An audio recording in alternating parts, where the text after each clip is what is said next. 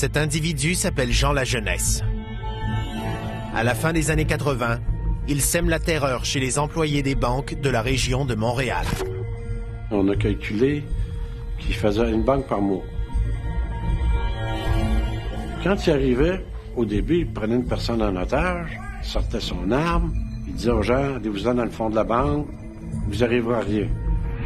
C'était pas par rapport à son physique qui faisait peur, mais un dos tronçonné, ça fait toujours réfléchir.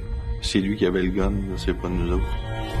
C'était un être profondément délinquant qui aimait être à côté de la société, qui voulait vivre en marge de la société. Condamné à 15 ans de prison en juin 1988, Jean Lajeunesse s'évade de l'établissement Archambault quelques mois plus tard. Il n'a qu'un seul but en tête, renouer avec son métier de braqueur de banque. Et cette fois-ci, ce n'est pas seulement une arme à feu qu'il compte utiliser.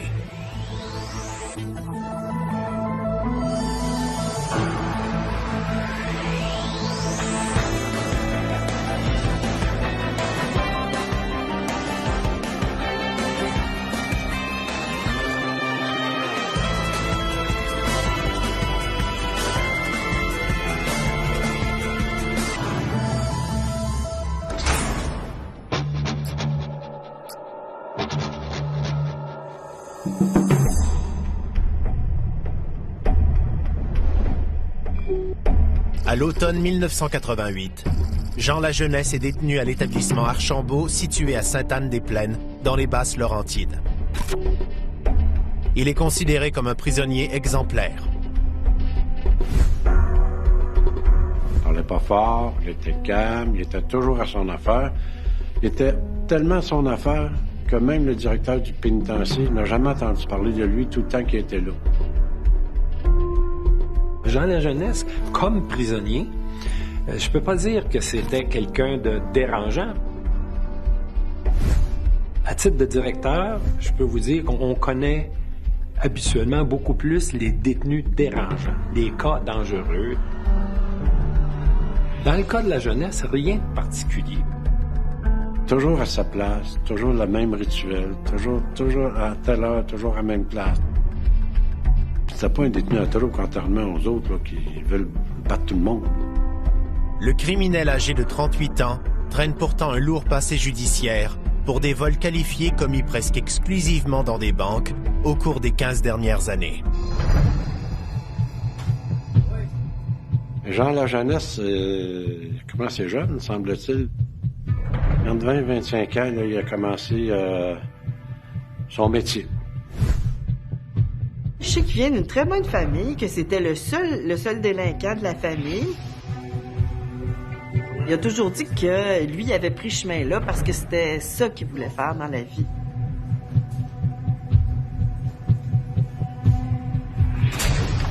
Au moment de sa détention en 1988, Jean Lajeunesse commence tout juste une sentence de 15 ans pour vol qualifié, complot et possession d'armes.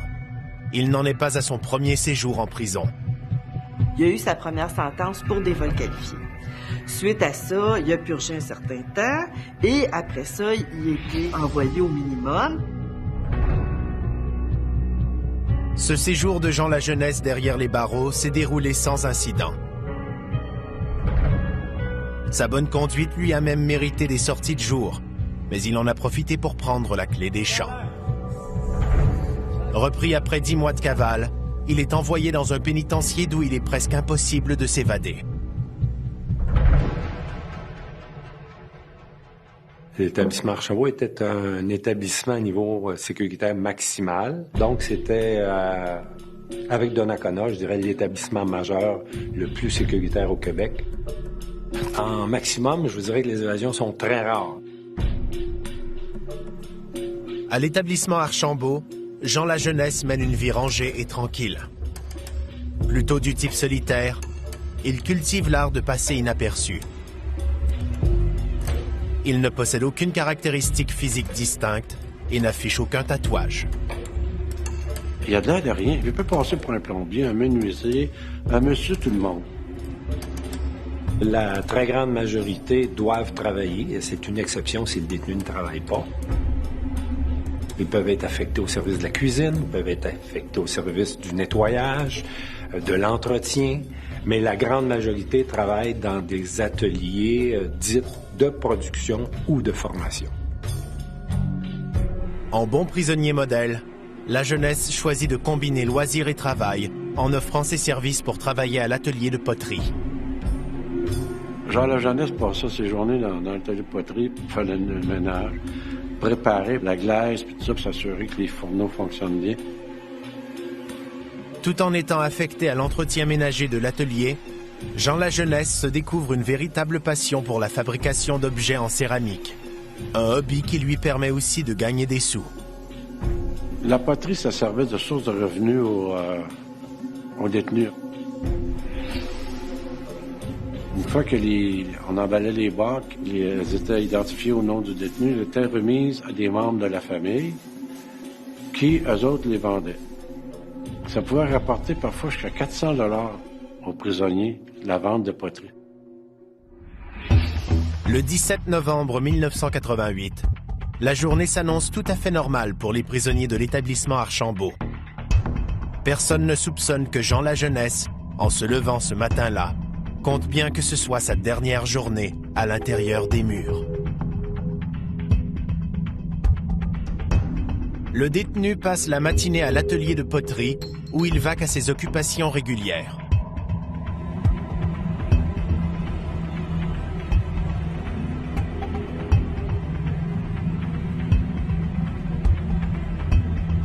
Puis, en début d'après-midi, Jean La Jeunesse se rend dans le secteur des visites où l'attend un homme prétendant être son frère. Le visiteur signifiait son désir de venir par téléphone. Et lorsqu'il s'y présentait, nécessairement il était identifié. Il était admis au secteur de la visite, qui était à cette époque-là une visite contact. Auparavant, dans des établissements de sécurité maximum, c'est comme on voit dans certains films, c'était la visite derrière une paroi vitrée. Mais l'établissement Archambault, à l'époque, était doté de visites contact dans une salle où les détenus sont assis à une table fixe.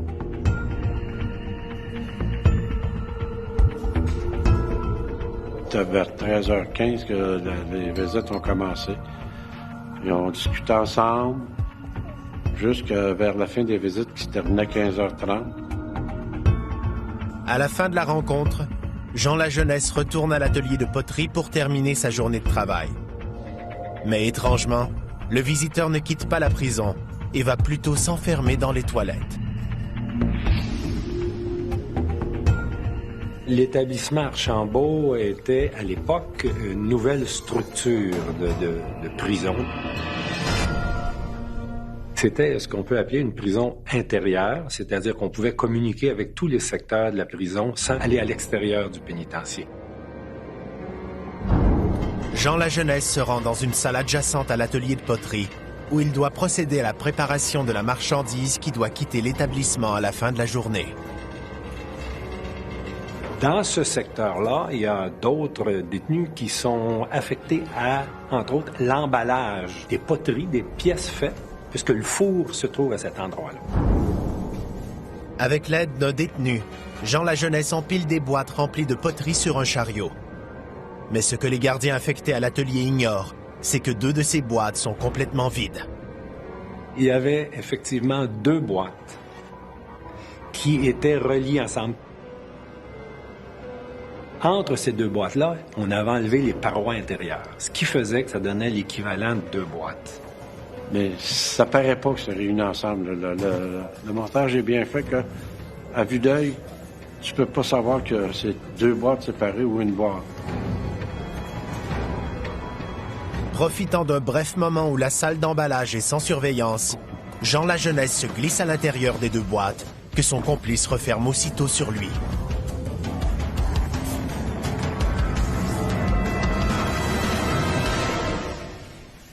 La Jeunesse, il n'a pas trop misé à se là-dedans parce qu'il s'est fait maigrir en prison. Il pesait plus de 100 livres quand il est rentré au pénitencier, puis il était rendu à 90 livres environ. Le complice pousse le chariot vers la sortie de l'atelier, convaincu que nul ne peut soupçonner une présence humaine à l'intérieur de son chargement. Mais la partie est loin d'être gagnée pour autant. Il va falloir franchir non pas un, mais 2 contrôles de sécurité avant que la jeunesse ne puisse goûter à la liberté.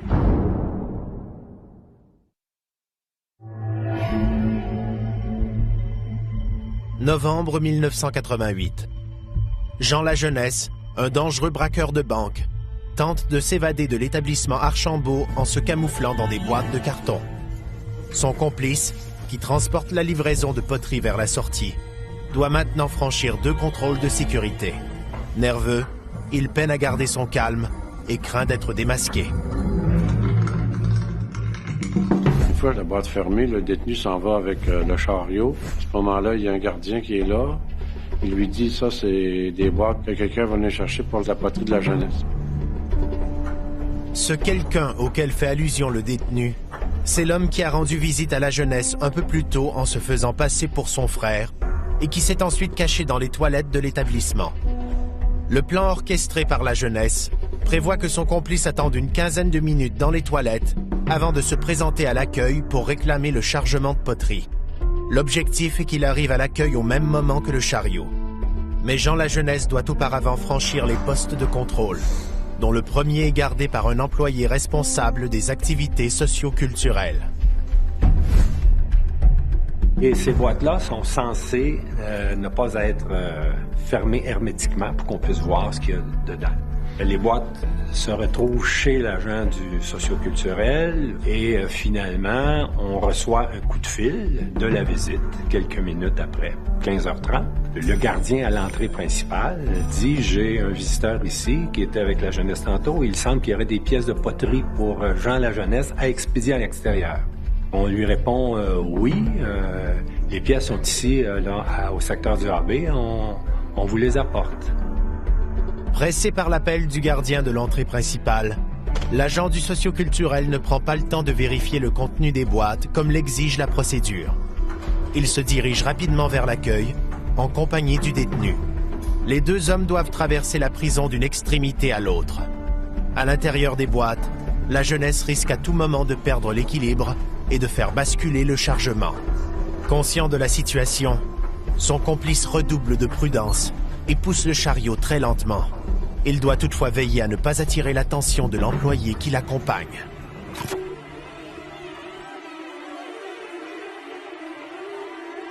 Il y a des contrôles sécuritaires, des portes métallisées, gardiens armés dans les contrôles qui ouvrent les portes seulement si le détenu a une passe ou s'il est accompagné d'un fonctionnaire.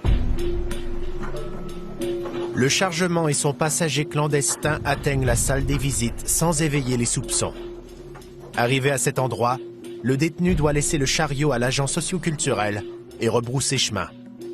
L'employé se rend jusqu'au comptoir d'accueil, où l'attend le faux frère de Jean Lajeunesse. À l'intérieur des boîtes, la jeunesse se croise les doigts. Il sait que le gardien en poste à l'accueil doit effectuer un 2e contrôle du contenu des boîtes. Mais il compte sur le fait que le quart de travail des employés se termine dans quelques minutes et qu'ils sont souvent pressés de quitter. Fait qu'il n'y a pas de contrôle manuel qui est effectué, seulement un contrôle visuel. Et comme les boîtes avaient la même dimension que les boîtes normalement, le gardien n'avait aucune raison de penser qu'il y avait un détenu là-dedans. Mais le plus difficile reste à venir pour le complice de Jean Lajeunesse, qui devra transporter les boîtes une à une jusqu'à sa voiture stationnée environ 200 mètres plus loin. Mais là encore, il va jouer de chance. On se rend jusqu'à la porte, on ouvre la porte, et là, on s'aperçoit que c'est frisquet dehors. Le gardien offre au faux frère, au lieu qu'il transporte une boîte à la fois à l'auto, qui est un peu loin, puis qu'il revienne avec la température, lui offre de prendre le chariot. Ce qu'il accepte. Le complice se dirige seul avec le chariot vers sa voiture. Il ne reste qu'un dernier obstacle à franchir avant que Jean Lajeunesse se retrouve en liberté.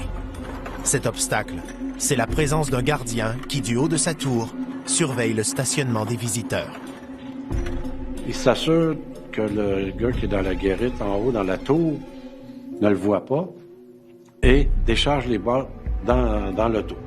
Vu que le gardien dans la tour n'a pas une vue parfaite sur l'auto, il ne peut pas voir qu'est-ce qui se passe lors du déchargement.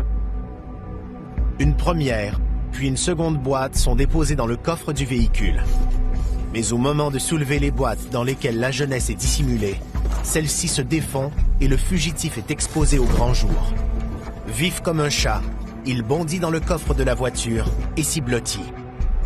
Tout ça s'est passé si vite que le gardien de sa guérite n'a rien vu. Puis le faux frère va porter le chariot pas plus vite que quand il est arrivé avec. Rien ne peut laisser croire que lui, il est pressé de se sauver et de s'en aller parce qu'il y a un détenu dans l'auto. Puis il repère son auto, il démarre et c'est ainsi que la jeunesse se sauve. Dans le coffre de la voiture qui l'amène vers sa nouvelle vie, Jean la jeunesse jubile. Il n'a que trop hâte de renouer avec ses anciennes habitudes et déjà, il planifie son prochain vol de banque. Au même moment où la voiture quitte le périmètre de l'établissement Archambault, c'est l'heure du décompte de fin de journée à l'intérieur des murs. Donc, 4h moins 5 environ, on doit faire un compte officiel.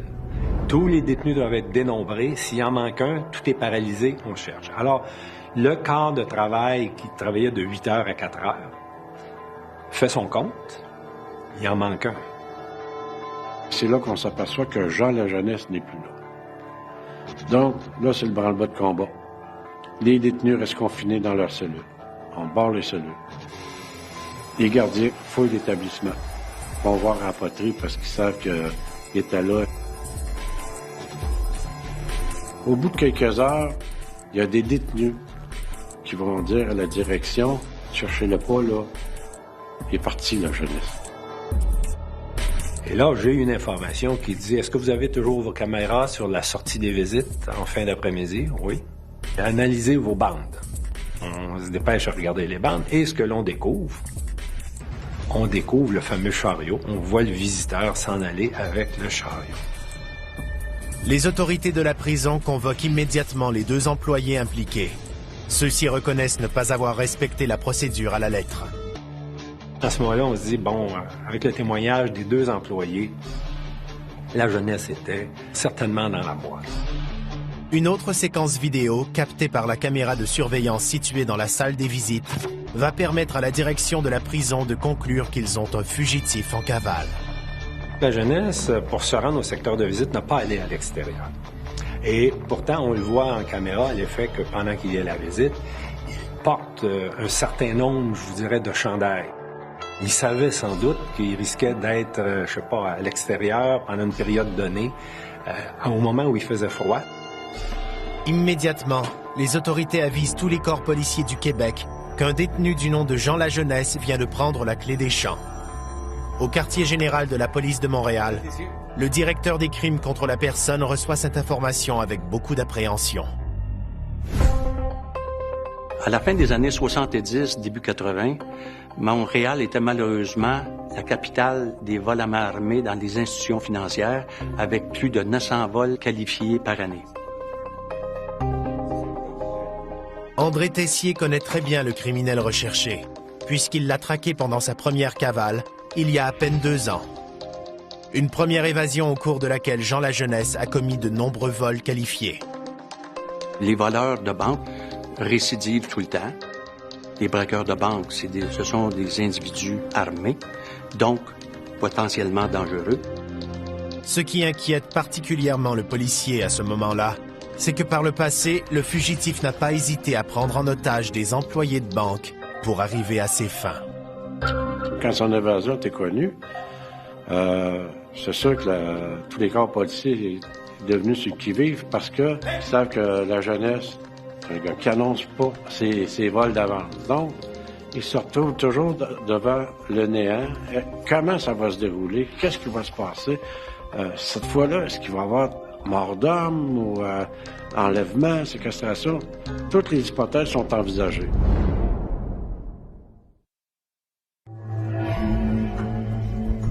En novembre 1988, un détenu de l'établissement Archambault, dans les Basses-Laurentides, a pris la clé des champs en se camouflant dans un chargement de boîtes de poterie. Cette évasion inquiète les policiers de Montréal, puisqu'ils savent que le fugitif, Jean la jeunesse, est un spécialiste des braquages de banque. Le service de police s'est intéressé à Jean la jeunesse dès le début de son âge adulte. Personnellement, c'est durant l'année 1986, suite à sa première évasion, nous l'avons soupçonné d'une série de vols qualifiés dans les institutions bancaires. Pendant cette première évasion, qui a duré 10 mois, Jean Lajeunesse s'est fait remarquer en commettant pas moins de 5 vols qualifiés dans des succursales bancaires. Les policiers se souviennent particulièrement de celui survenu le 18 mars 1987 dans le quartier Hochelaga-Maisonneuve, un braquage marqué par une prise d'otage.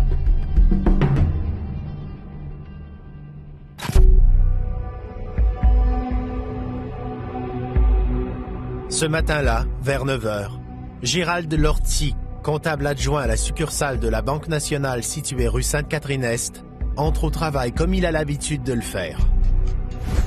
Je faisais un peu de gestion de personnel, je faisais aussi d'administration et je servais des clients au comptoir. C'était des banques de quartier, les clients, on les connaissait davantage parce qu'on était plus proche de nos clients. Gérald Lortie et ses collègues ne se doutent pas qu'ils vont recevoir ce jour-là la visite de 2 criminels armés et dangereux, Jean Lajeunesse et son complice de l'époque, Léo Simard. Ce n'est pas un hasard si le duo a choisi une succursale de la Banque nationale pour son délit. En effet, Jean Lajeunesse semble afficher une prédilection pour cette institution bancaire en particulier. Non pas que les banques nationales étaient moins sécuritaires que les autres, mais elles étaient parmi les premières institutions à avoir instauré le système de guichet central dans leurs succursales.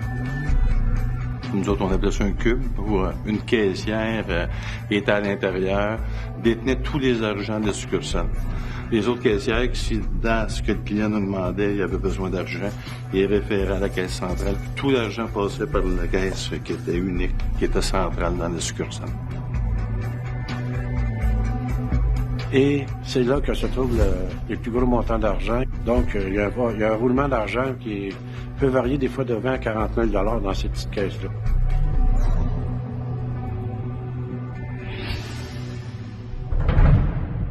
C'était un mercredi, aux alentours de 12h30, 1h.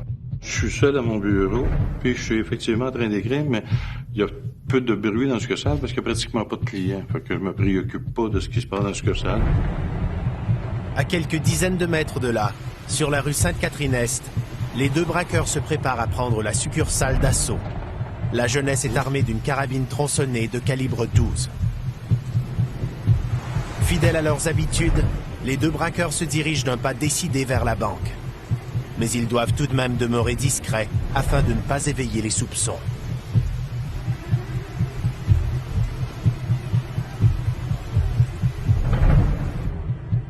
Les 2 voleurs entrent en silence dans l'établissement. Léo Simard reste près de la porte pour surveiller les allées et venues des employés, pendant que son complice se rend directement au bureau du comptable adjoint. Il avait peaufiné sa façon de faire. Et sa façon de faire était qu'il énervait pas personne. Quand il rentrait, il criait pas, c'était un hold-up, là. Il arrivait doucement, tranquillement. C'était pas un bel homme, mais il avait un certain charisme. Quand il te parlait, tu le regardais. J'entends pas personne venir, sauf que à un moment donné, le touche tronçonné du voleur me relève la tête. Ça fait que c'est par son fusil que la tête m'a relevé. Et là, il me dit, de toute façon très poli, on va aller au coffre, puis on va rouvrir les coffres, puis si tu fais ça comme faut, ça va bien aller. Gérald Lortie comprend que s'il veut protéger son personnel, il doit obéir au braqueur. Il prend toutefois le temps d'appuyer discrètement sur le bouton d'alarme caché sous son pupitre, avisant ainsi les policiers de Montréal qu'une situation d'urgence est en cours. Pendant que Gérald Lortie se dirige vers la caisse centrale sous la menace de l'arme de Jean Lajeunesse, Léo Simard fait le décompte, à haute voix, des secondes qui s'écoulent. Là, j'entends l'autre qui est à l'autre côté, mais là, lui, il commence à compter. Lui, il calcule le temps. On l'entend, là, parce qu'à chaque 10 secondes, on l'entend continuellement durant le vol. Les 2 voleurs savent que le coffre-fort convoité est doté d'une minuterie qui en empêche l'ouverture avant un délai de 5 minutes. Ils ont établi qu'ils ne doivent pas rester à l'intérieur de la succursale plus de 7 minutes. Il avait déjà vérifié le temps de réponse des policiers. Tout dépendant, évidemment, de l'endroit, parce que c'est bien relatif, c'est le temps de réponse. Tu peux avoir une patrouille de police qui est à 2 coins de rue de la banque. On peut en avoir une qui est à 15 ou 20 coins de rue de la banque. Mais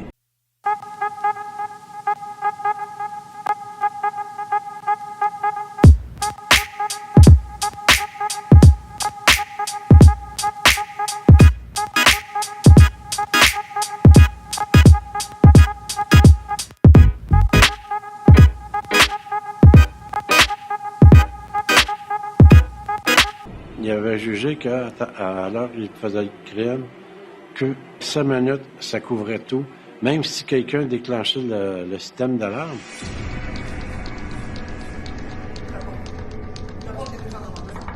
Je me dirige vers le cubicule et là, je me rappelle du nom le prénom de la caissière. C'est Nathalie. Mais Nathalie est prise de panique. Elle est dans le fond du cubicule. Elle veut pas ouvrir la porte. Sauf que c'est la seule personne qui peut déverrouiller la porte. Alors là, toujours sur un ton calme, sans s'énerver, la jeunesse dit, ben, dites-lui d'ouvrir la porte. Il lui dit, ouvre la porte. Faut que tu rouvres la porte. Il y a d'autres mondes. Donne-moi ton livre de combine, je vais m'arranger avec elle. Nathalie a resté écrasée dans le coin, gelée, elle bougeait plus, il n'y a plus un mot qui sortait, il n'y a plus une parole, elle est paniquée. Finalement, à force d'insister, Gérald Lortie réussit à convaincre la caissière d'obéir aux ordres de la jeunesse et de déverrouiller la porte.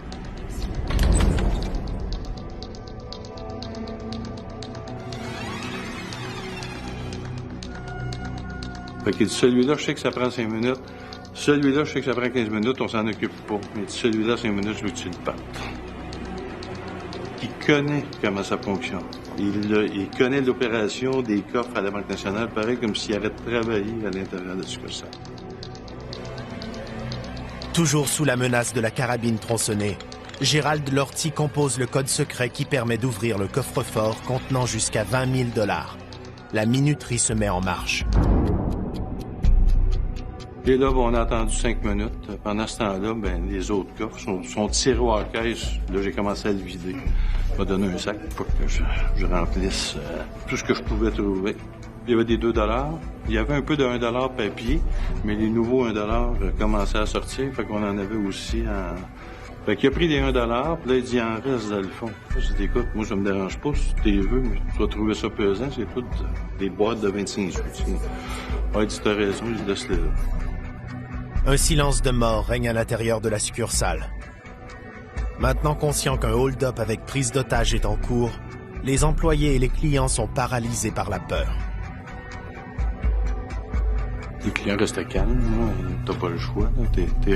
T'es rentré dans la succursale, tu peux plus sortir. Restez calme, on se couche. Les gens t'es couché par terre. Seul le décompte à haute voix de Léo Simard, le complice de la jeunesse toujours en poste devant la porte d'entrée, vient briser le silence. Lui, c'était calculé à 3 minutes, 4 minutes. Jean de jeunesse n'a jamais regardé sa montre, là, mais lui, il sait que ça fait 1 minute qu'il est dans le succursale. Ça fait 2 minutes qu'il est dans le succursale. Ça fait 3 minutes qu'il est dans le succursale. Et quand il lâche le 5 minutes, je dirais peut-être 5 ou 10 secondes après, effectivement, le 5 minutes déclenche, on l'entend déclenche.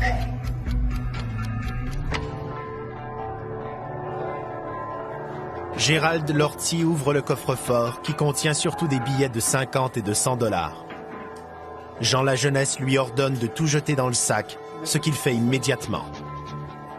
Moi, ce que je veux, c'est lui donner de l'argent, puis ce qui me passe par la tête, c'est qu'il sorte le plus rapidement possible, puis qu'il y ait de l'argent qu'il veut, puis que tout le monde soit en vie par la suite, en espérant qu'il arrive rien de grave. Par expérience, les deux bandits savent que les patrouilleurs appelés sur les lieux d'un vol pénètrent rarement à l'intérieur de l'établissement, pendant que le hold-up est en cours.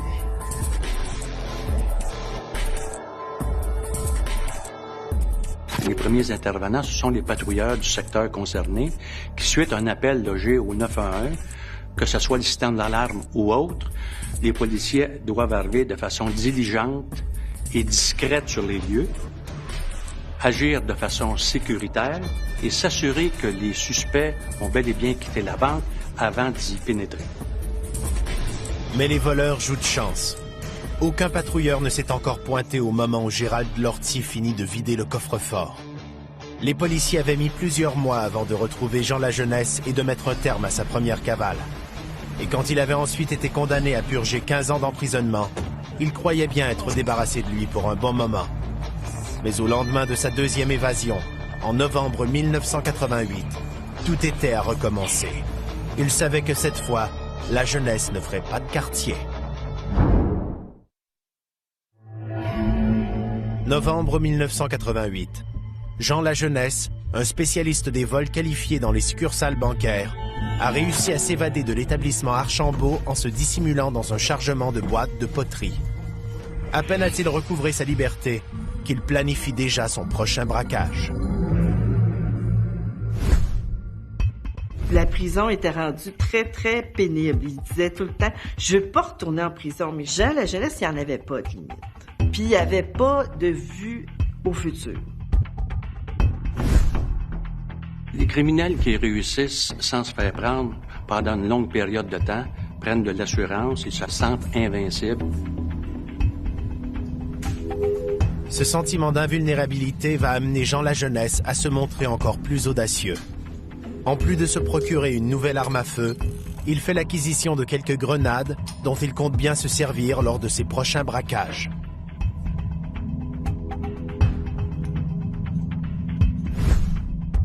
Il est retourné dans ses banques nationales, il n'a rien changé de ses habitudes, mais à quelle banque nationale qu'il ferait d'une fois à l'autre, ça, il ne l'annonçait pas. On a calculé qu'il faisait une banque par mois.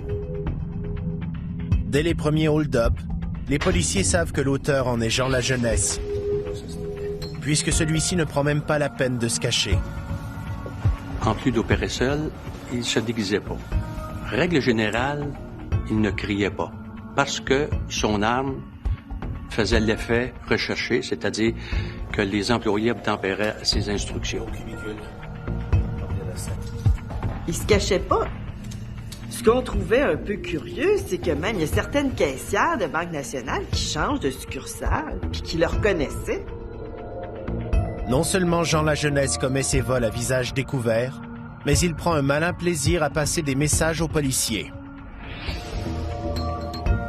Et parfois même, il s'identifiait aux employés de la banque en disant, vous direz aux policiers, selon son vocable, que c'est Jean Lajeunesse. Ce qui le motivait, c'était de jouer au chat et à la souris avec les policiers. Ça aussi, il aimait beaucoup ce jeu-là d'autorité, de surmonter l'autorité, d'être capable de déjouer des choses, déjouer des systèmes de sécurité. Ça le passionnait vraiment beaucoup. Pendant les 6 premiers mois de sa deuxième cavale, Jean Lajeunesse commet pas moins de 6 hold-up. Déterminés à le neutraliser le plus rapidement possible, les policiers de Montréal décident de faire appel au grand public. Alors, nous avons fait paraître une première récompense que nous avons offerte de 2000 $, qui était évidemment payée par l'Association des banquiers canadiens, afin que des gens puissent nous donner des informations sur la cachette de Jean Lajeunesse. Puisqu'il était en cavale, il changeait de cache fréquemment. Avec le butin amassé lors de ses braquages, Jean Lajeunesse se paie du bon temps. Il fréquente les bars du centre-ville de Montréal et ne se refuse aucun plaisir. Il me disait tout le temps, lui, que sa vie, c'était la drogue, le sexe, rock and roll. Il vivait que pour ça. Il vivait que pour le plaisir, hein, parce que dans le fond, quand tu penses pas à demain, tu penses au moment présent, tu veux te gratifier tout de suite. Mais il savait qu'il était recherché. Sa photo était placardée partout, puis on disait qu'il s'était évadé d'Archambault, chose assez rare. À la suite du premier avis de recherche à 2000 $, Lajeunesse est resté tranquille. Ça lui a pris 6 semaines avant de recommettre son autre vol. Il dit, bon, on va laisser passer la tempête. Malheureusement, cette première offre de récompense-là n'a pas donné les résultats escomptés. Probablement parce qu'il était beaucoup plus prudent à ce moment-là. Et dans le but de délier davantage les langues, au mois de décembre, nous avons augmenté la récompense à 5 000 $ et nous étions bien confiants de pouvoir obtenir des informations avec ce montant-là. Au moment où l'avis de récompense de 5 000 $ est publié dans les journaux de la métropole, soit le 9 décembre 1989, Jean Lajeunesse est en cavale depuis un peu plus d'1 an. Il a commis à ce jour 13 vols qualifiés dans des succursales de la Banque nationale de la grande région de Montréal. À l'époque, on parle de 88-89, là, les banques n'aimaient pas la publicité, donc ça prenait du temps avant que les récompenses sortent. Mais quand on envoyait une, on était surpris. On disait, oups, ils veulent l'avoir, celle-là. Là. Quand on affiche dans les journaux les suspects, ils savent qu'on sait, puis qu'on les vise, puis qu'on les taraude. Lui, là, c'était de nous narguer dans le sens que, bon, ils m'ont identifié, ils me recherchent, ils vont me pogner, là. Les enquêteurs patrouillaient dans des chars banalisés, dans les secteurs des banques. Les gars avaient leur 12, leur veste par balle. Ça se promenait, ils guettaient une banque, un autre groupe guettait une autre banque. Si quelqu'un surveillait une banque nationale, il n'était pas pour se fermer les yeux en voyant passer Jean Lajeunesse aller chercher.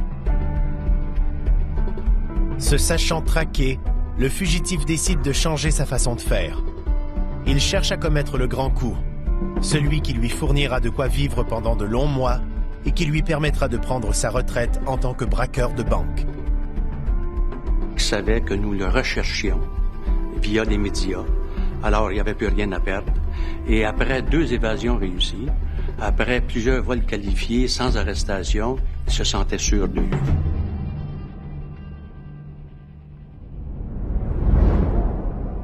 À l'approche de la période des fêtes, le braqueur est prêt à mettre son plan final à exécution.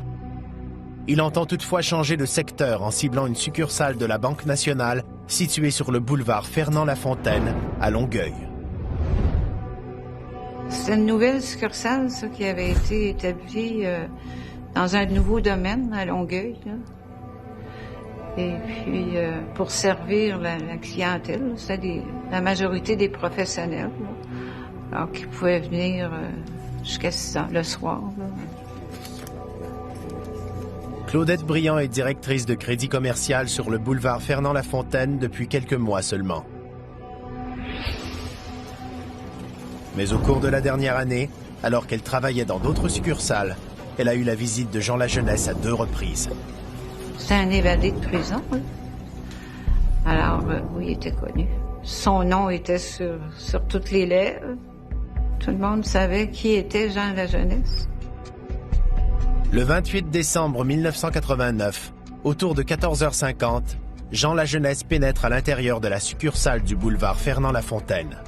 Cette fois-ci, il n'a pas l'intention de se contenter du contenu du coffre-fort qui requiert seulement 5 minutes d'attente. Il est arrivé avec un sac de sport, puis il l'a laissé près de la porte d'entrée. Il s'est dirigé au comptoir. Là, il a commandé une traite de banque.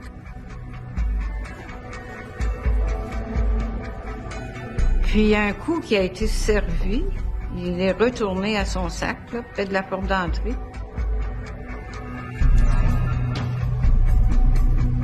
Il s'est penché sur son sac. Mais pendant ce temps-là, l'employé qui l'a servi est venu me voir, puis elle m'a dit, ben c'est Jean Lajeunesse qui est dans la succursale. Claudette Briand appelle son adjoint, qui se trouve dans un bureau à l'arrière, pour lui demander d'avertir les policiers de la présence de Jean Lajeunesse. L'adjoint s'exécute immédiatement. Les autres membres du personnel ignorent tous qu'une épée de Damoclès est suspendue au-dessus de leur tête. Mais là, le directeur de la succursale, lui, il est allé le voir. Il a mis la main sur l'épaule pendant qu'il était penché, puis il a demandé s'il pouvait l'aider. Jean Lajeunesse répond au directeur en sortant un revolver de son sac, ainsi qu'une grenade, une arme qu'il n'a jamais utilisée à ce jour. Mais il y a toujours une première fois. Le 27 décembre 1989, un dangereux criminel en cavale s'est introduit dans une succursale de la Banque nationale sur le boulevard Fernand-Lafontaine, à Longueuil. Jean Lajeunesse est un spécialiste des vols qualifiés. Il en compte plus d'une trentaine à son actif. Armé d'un revolver et d'une grenade, il a pris le directeur de la succursale en otage.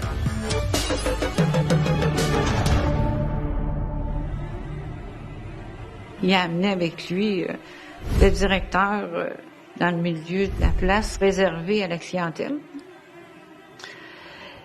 Il l'a pris comme en otage, puis il a demandé que quelqu'un aille chercher son sac qu'il apporte à ses pieds. Tenant toujours le directeur en joue et menaçant de se servir de la grenade qu'il tient dans l'autre main, Jean Lajeunesse lui ordonne de faire ouvrir tous les coffres-forts du cubicule central, dont celui qui peut contenir jusqu'à 75 000 $ et qui est doté d'une minuterie de 15 minutes. Là, le directeur, il a dit, écoute, ça va prendre minimum 15 minutes, tu sais. Ah, il dit, j'ai tout mon temps. Fait que le directeur a dit aux employés, allez ouvrir les coffres. Est-ce que cette journée-là, en rentrant dans la banque à 3h moins quart, il pensait que la banque fermait à 3h et il a dit « j'ai amplement le temps ». Cette journée-là, elle fermait à 18h. Le temps qu'il pensait avoir, il l'a plus. Jean Lajeunesse semble en effet miser sur la fermeture imminente de l'établissement. Il pense peut-être qu'une fois la porte d'entrée verrouillée, les policiers ne seront pas en mesure d'entrer dans la banque. De toute façon, le fugitif n'a plus rien à perdre. Il est même prêt à amener un otage avec lui si des patrouilleurs l'attendent à l'extérieur. Il a d'ailleurs apporté des menottes à cet effet. C'est le coup de sa vie. Tu sais, il risquait le tout pour le tout. Il y avait des menottes. Fait qu'il y avait sûrement des intentions un petit peu croches. Entre-temps, les combinaisons sont faites. La police de Longueuil reçoit l'appel. Les policiers arrivent. La jeunesse s'en rend pas compte. Les premiers patrouilleurs arrivent sur les lieux. Ils entrent dans la succursale et interpellent aussitôt le bandit. Il y a un policier qui rentre, dégaine, il dit à la jeunesse, jette tes armes. Les armes qu'il y a, c'est un revolver dans une main puis une grenade dans l'autre. Puis au lieu de ça, mais il s'est avancé vers le policier avec les deux armes. Pendant qu'il avançait, mais le directeur, lui, s'est sauvé. Il est parti rejoindre le reste des employés. La jeunesse s'avance vers le policier. Deuxième avis, jette tes armes. Continue à avancer. Troisième avis, jette tes armes. Là, il est proche du policier. La tension est palpable à l'intérieur de la succursale, tandis que les deux hommes se dévisagent, immobiles. Pendant d'interminables secondes, employés et clients retiennent leur souffle. Tout le monde est nerveux, puis personne parle. C'est le silence complet, là, tu sais. On entendrait une mouche voler, là. Tu te demandes s'il va la faire sauter. Le fugitif fait un pas de plus vers le policier. Se sentant menacé, celui-ci ouvre le feu et l'atteint en plein cœur. Jean Lajeunesse s'écroule au sol. Il a tiré dans la poitrine. Puis il est tombé comme ça par en arrière. Quand je l'ai vu tomber, je suis allée près de lui. Je voulais pas qu'il meure tout seul. Je fais qu'il y a une arme compatissante à ses côtés. Ça n'a pas été long. Il a émis des gémissements, des sons d'agonie. Quand je suis arrivée près de lui, là, il a poussé son dernier soupir. Là, tu sais, je veux dire, il s'est éteint, là. À l'âge de 39 ans, après avoir commis une trentaine de hold-up dans des succursales de la Banque nationale, dont 14 dans la dernière année seulement, Jean Lajeunesse est mort comme il a vécu. Je me disais, c'est ce qu'il voulait. Il voulait pas revenir en dedans. Ça, il me l'avait dit, ils me rattraperont jamais vivant.